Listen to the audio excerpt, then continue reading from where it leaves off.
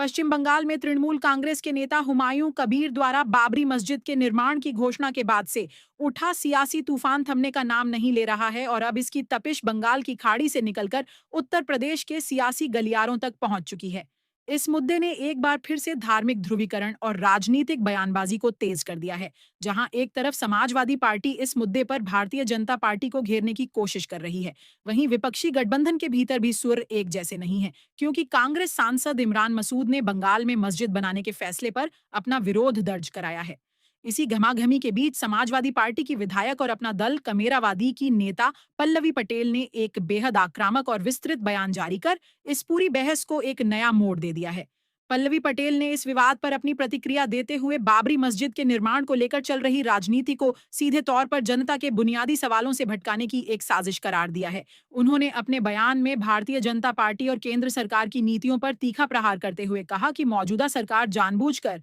धर्म के मुद्दों को हवा दे रही है ताकि आम जनता का ध्यान उनकी विफलताओं पर न जाए।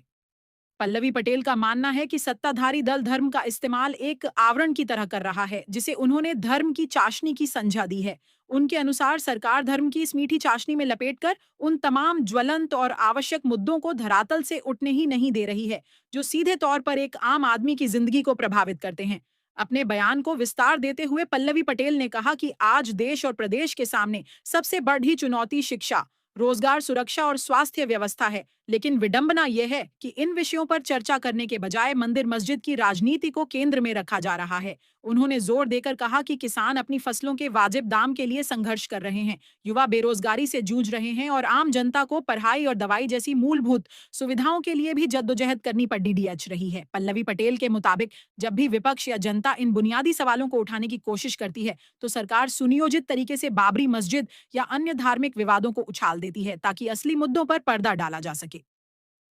सिर्फ एसआईआर के सवाल और अन्य प्रशासनिक मुद्दों पर भी पल्लवी पटेल ने बेबाकी से अपनी राय रखी और स्पष्ट किया कि उनकी लड़ाई सिर्फ बयानों तक सीमित नहीं है, बल्कि वे उस विचारधारा के खिलाफ हैं जो जनहित के मुद्दों को नजरअंदाज करती है। पश्चिम बंगाल से शुरू हुए इस विवाद पर पल्लवी पटेल का यह बयान उत्तर प्रदेश की राजनीति में काफी महत्व रखता है, क्योंकि यह न केवल भाजपा की कार्यशैली पर प्रश्न चिन्ह लगाता है, बल्कि यह भी दर्शाता है कि विपक्षी दल अब धार्मिक मुद्दों के जवाब में रोजी रोटी और विकास के मुद्दों को हथियार बनाकर सरकार को घेरने की रणनीति पर काम कर रहे हैं। कुल मिलाकर पल्लवी पटेल ने साफ कर दिया है कि मस्जिद निर्माण की राजनीति के शोर में वे जनता के हक, शिक्षा और रोजगार की आवाज को दबने नहीं देंगी।